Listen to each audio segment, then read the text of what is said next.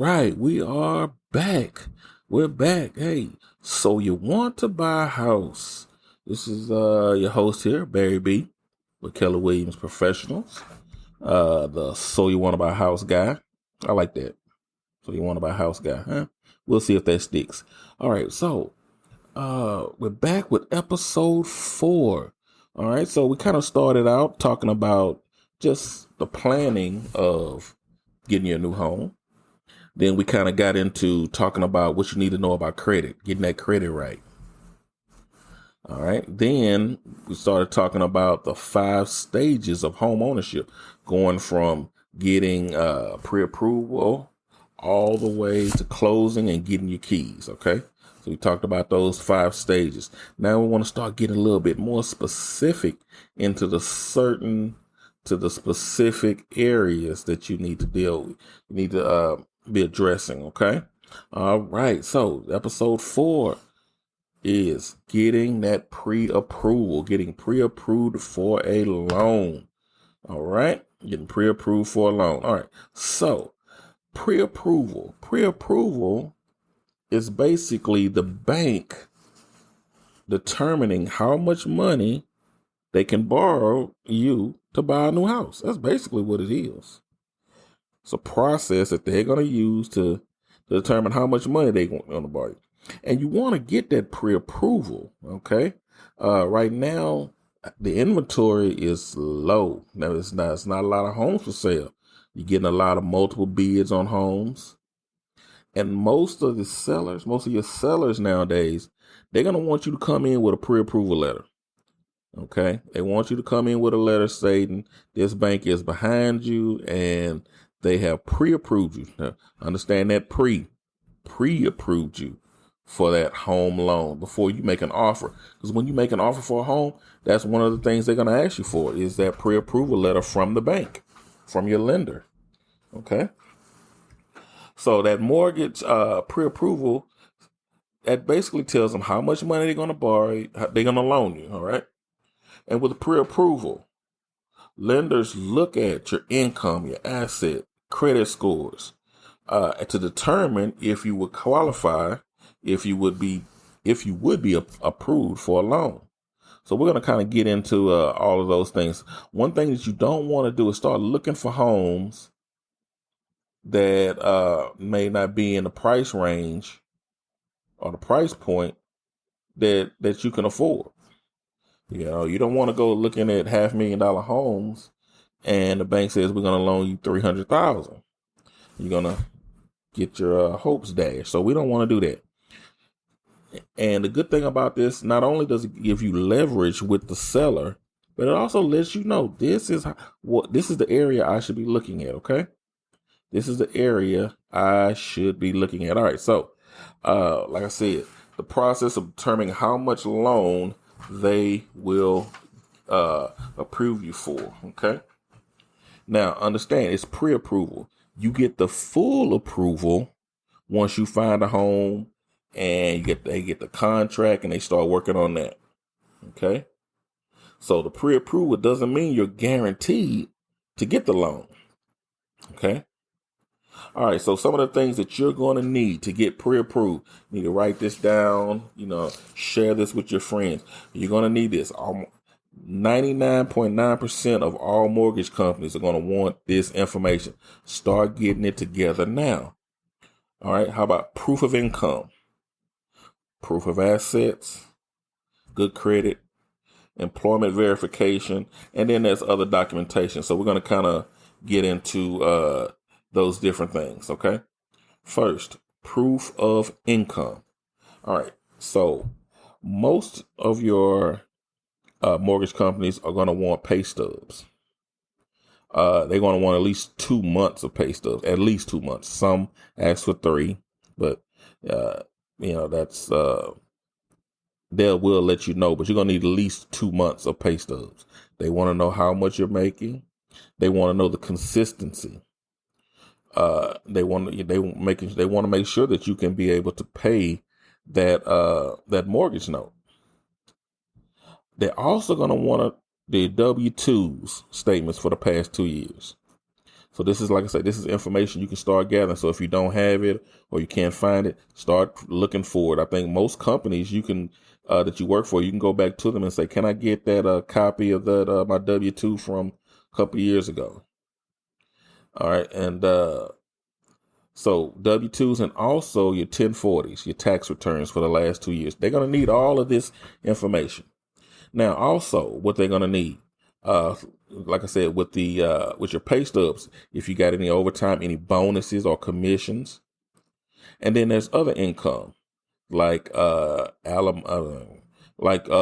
income. If you have a house that you're renting out, 401ks, stocks that you might have, all of those things go into your income. All right, how much money is coming in? Then they proof of assets, bank statements. They're going to want at least 2 months of bank statements. Also, if you own real estate, stocks, IRAs, any other income that comes in. All right, so your assets make up your net worth, and they let the lender know that you have the funds to pay for down payments, closing costs, anything like that comes up. So you're going to need to share all of that. Next thing, good credit. Now, I kind of, in my episode 2, we talked about what you need to know about credit. So we kind of got into that, but I'm going to talk more about it. Know your credit score. Get into your credit score. That's one of the first things that the lenders are going to check. They're going to run that credit check and then see what your score is. Okay. Now, this is one thing. This is a myth right here that people always have. I hear this from people when the first time buyers and they want to get a home. I don't want them to run my credit. They're gonna mess up my credit if they run my credit. Okay. Number one, that's a myth. Running your credit is not going to hurt the score. And if you go to 2 or 3 different mortgage companies, they're going to have to run your credit. All right. Number 2, they're not going to take your word for it. They're going to have to run your credit. Now, most mortgage companies, when they see on your credit inquiries, when I talked about this in episode 2, when they see those inquiries and they see that 2 mortgage companies ran your credit, they're not going to hold that against you because they know you're shopping around for a loan. Okay, so let's get out of this mindset that I don't want them to run my credit. They are going to have to run your credit. They're going to have to pull your credit score from all 3 bureaus. Okay, it's going to happen. Okay, so let's get out of that myth. At the most, your score is going to go down maybe 1 or 2 points. And like I said, they're not going to hold that against you. Okay, now your score minimum scores. FHA loans, which are government, that's the Federal Housing Administration. That's the government guaranteed loan to the lender. You need at least a 580. Okay. So we don't want to get out of this mindset that you have to have this perfect credit. Okay. So a 580 score. The conventional loans, most lenders are going to require a 620 or higher score. Okay. So 580 or 620. Then there's also VA loans. So for my veterans, you can get VA loans. Veterans Administration. Then there's also USD loans. And those are mostly in rural areas. And then you have jumbo loans. Jumbo loans are loans that are over $548,000. That's a jumbo loan. Okay.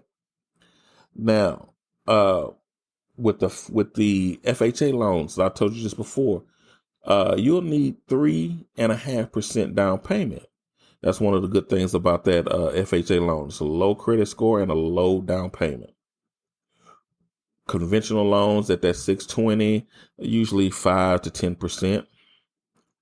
And then some of the other ones, it just depends on what your credit score is like. The better your credit score is, the less down payment you're going to have to put. So that's always good. And that's why I spent that time talking about credit, getting your credit right. So your lenders will be looking at your credit score. There's also another thing they will be looking at, DTI, debt to income ratio. And that's basically the ratio of your debt and how much you make every month. And it's very easy to figure that out. All you have to do is add up all your debts. Your car note, light bills, all your bills, credit card bills, not your rent. Not if you're paying rent. You're going to add that up. And you're going to divide it by what you make, what your gross income is for the month, and multiply it by 100. Now, mostly we want to keep that under 50%. So you don't want it to be that high. Okay. Because this is the income. This is the ratio of your bills, not including your mortgage payment. All right. Then you have employment verification. All right. Lenders are going to want to verify your employment. They want to verify that your income is stable and solid. They want to ensure that you can handle that added financial burden of a new mortgage. Now, a lot of companies nowadays, they have where they can call HR, and HR will verify when you started, how long you've been working there. Some companies vendor that out to a third party, and they would get that information for you. And some mortgage companies have to call and get a verbal verification. So you want to make sure that you have that, and you'll be able to do that. Now, for self-employed people, well, that's going to be you're self-employed. They can't call and verify, but things that you will need additional documents. Okay, you're going to need additional documents like a profit and loss statement, business license, an accountant's signed statement. You might need balance sheets. Those are kind of the things that you're going to need if you're self-employed. Okay. And then other documentation, they will need driver's license, social security card, copies of those. Those are the things that they're going to need to get a pre-approval. Now, once your company, once the lender gets that information, they're going to go through that information, and then they'll be able to tell you if you qualify for a mortgage now, how much you will qualify for. They'll even give you an estimate on how much your monthly payment will be. So you can get all of that information up front. So and like I said, that equips you for when you get ready to go out and start looking for a home. If you want to keep your mortgage payment under a certain amount, then you know what amount of home you should be looking for. And that equips you, that gives you more knowledge and not just going out blind. Okay. Those are the things that you will need for that pre-approval. Like I said, and like I told you at the beginning, pre-approval, they give you a letter, and that letter, it equips you. Okay. It makes you understand, makes you know what you can be looking for. Also, when you go to a seller, hey, I'm already pre-approved for a loan. Now, once again, remember, pre-approval doesn't mean it's not a guarantee now. Because once you find that house that you want, you're going to put the offer in, and when it gets accepted, now you're going to send all that paperwork to your lender, and then they're going to go through their process. And I'm going to get on, talk about that on another podcast. But right now, we want to get you pre-approved for that loan. Talked about all those documents that you need to start gathering up. Start collecting them. Okay. Most companies have it online, and then you can just download it, and then they save it. So when your mortgage company asks for it, boom, you can go in and send it to them. Okay. All right. So if you have any questions, remember, you can contact me at barryb@kw.com. You can call me 832-786-1270. Plus, I'm on social media. If you go to Facebook, go to Homes by Barry B. My website is homesbybarryb.com. Instagram, you can go to So You Want to Buy a House. You can also go to Spring Homes by Barry B. And on my Twitter, Homes by Barry B. So I'm pretty much everywhere that you can go and look. You can go to my website. I also put there's a podcast on my website. So if you don't have you can actually go straight to it there and listen to my podcast. This is episode 4. All right. So remember, you can contact me if you have questions.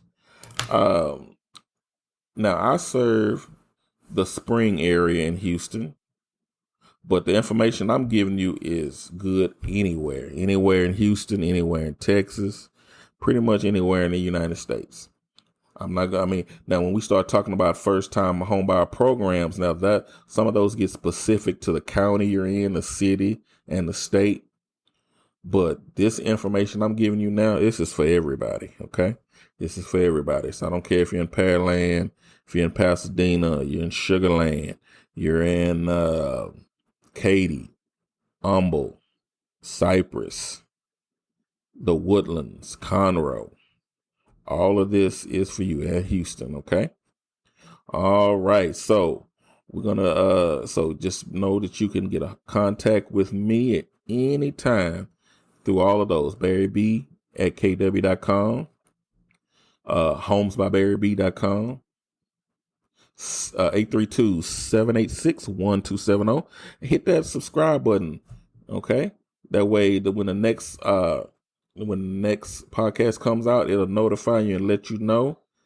So I'm going to be going through these steps, and then I'm going to hit more specific things after episode 5. All right. Okay. Thank you. All right. Have a good day.